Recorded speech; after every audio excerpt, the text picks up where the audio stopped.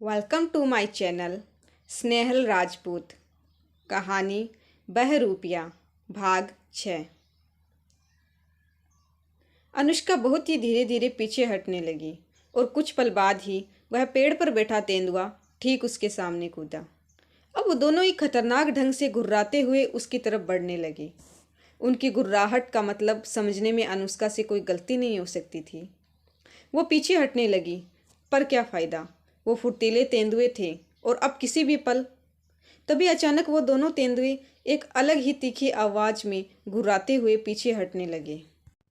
अनुष्का समझ गई वो डर से भरी गुर्राहटें थी।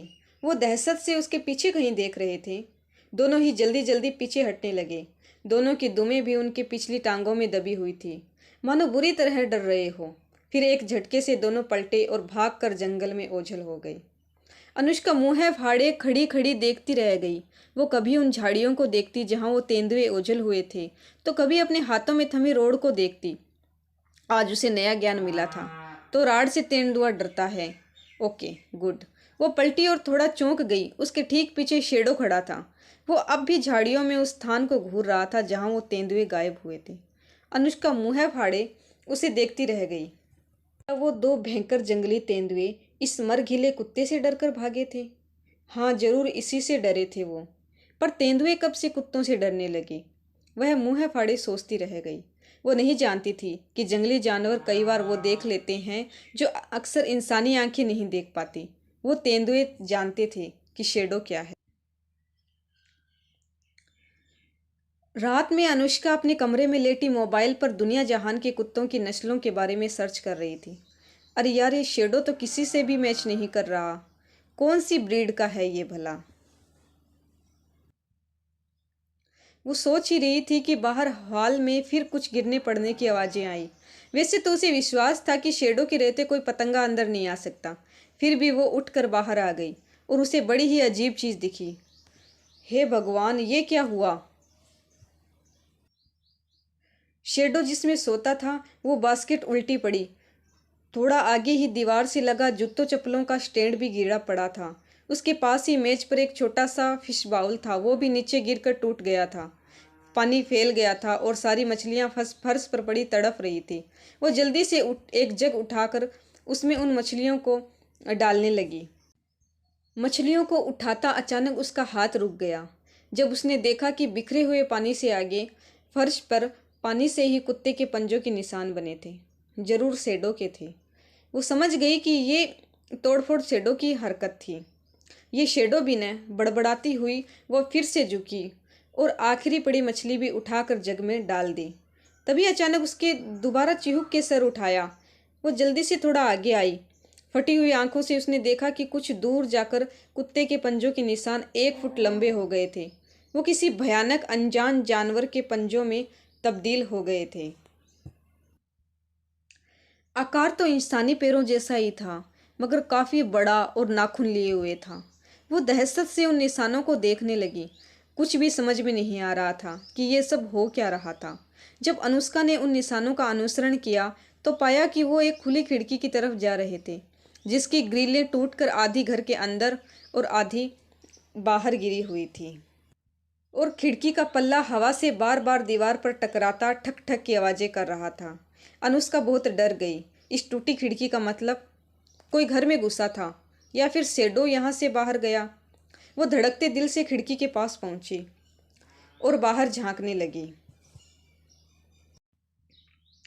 कुछ भी नहीं दिखा, जबकि बाहर रोशनी थी। रोशनी! एक झटके से उसके हाथ से पानी का जग छूटकर जमीन पर गिर गया। मछलियां दोबारा फर्श पर छटपटाने लगी।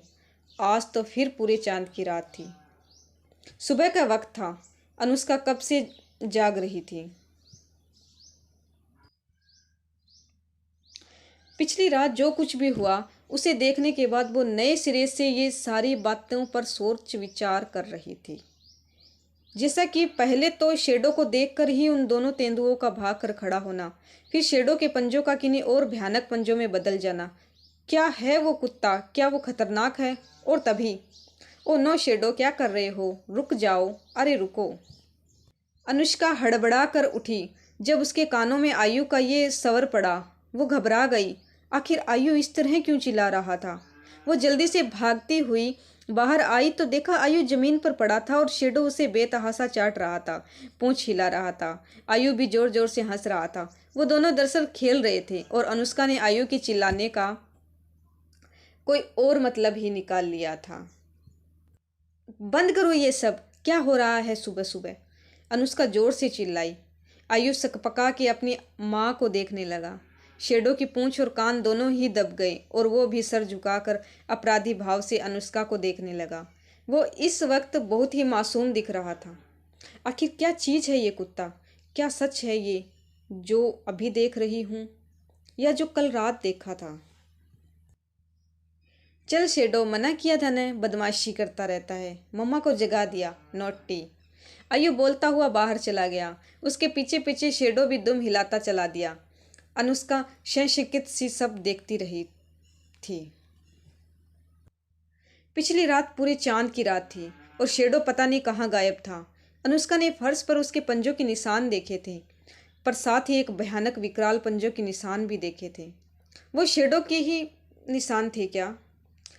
कहीं ऐसा तो नहीं कि कल रात घर में कोई जानवर घुस गया हो और शेडो उसके पीछे गया हो और उसे खदेड़ दिया हो? मतलब जो विकराल पंजों के निशान दिखे थे वो किसी और जानवर के रहे हो। पर क्यों? आखिर जंगली जानवर एक अकेले कुत्ते से कब से डरने लगे?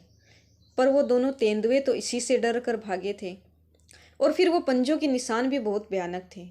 अनुष्का सोचना नहीं चाह रही थी कि जिस जानवर का पंजा ऐसा था वो खुद कैसा दिखता होगा। तभी किसी ने दरवाजा खटखटाया। राम राम, एक ग्रामीण था। अरे नंदूराम आओ सुबह सुबह, अनुष्का बोली। जी आपसे एक ठो विनती रहा, वो संकोच से बोला। हाँ बोलो न। हमरे दोनों बेटा लोग शहर गए हैं, छुटके को बुखार है। हमरे भाई को तो आज हम अकेला ही तकवारी करेंगे खेत की तय। एक रात की खातिर सैडो को ले जाएं का, विहान में वापिस छोड़ जाएंगे। बड़ी कृपा होगी आपकी, वह बिनती भाव से बोला। अनुष्का परेशान हो उठी। अगर तुम्हारे खेत पर भालू या तेंदुआ आ ही गया तो शेडो भला क्या कर लेगा? वो चिढ़ कर बोली। उन दिनों गांव में भालुओं के हमलों का खौफ फैला हुआ था। वो हंसा। अरे मैडम जी, वो तो शेर को भी पछाड़ चुका है, आपके ससुर जी ने बताया नहीं आपको? वह खुशी से बोला। भालू और चिंतन का औकात है। ये सुनकर अनुष्का और भी चिंतित हो उठी। फोन बजा। हेलो अनु। माँ कितने दिन बाद फ़ोन किया, व्हाट्सएप का भी रिप्लाई नहीं देती, वो शिकायत भरे लहजे में बोली। माँ खामोश रही। अनुष्का समझ गई पापा से छिपकर ही वो उसे फ़ोन कर पाती थी। वो सब छोड़, कल मैं तेरे पापा से बात कर रही थी। वो बोल रहे थे कि 4 या 6 जंगली कुत्ते मिलकर शेर को भी मात दे सकते हैं। नहीं माँ, शेडो जंगली कुत्ता भी नहीं है और उसने अकेले ही 2 तेंदुओं को भगा दिया था, वो भी सिर्फ अपनी शक्ल दिखाकर। अनुष्का पिछली रात का सोचते हुए अनमने ढंग से बोली।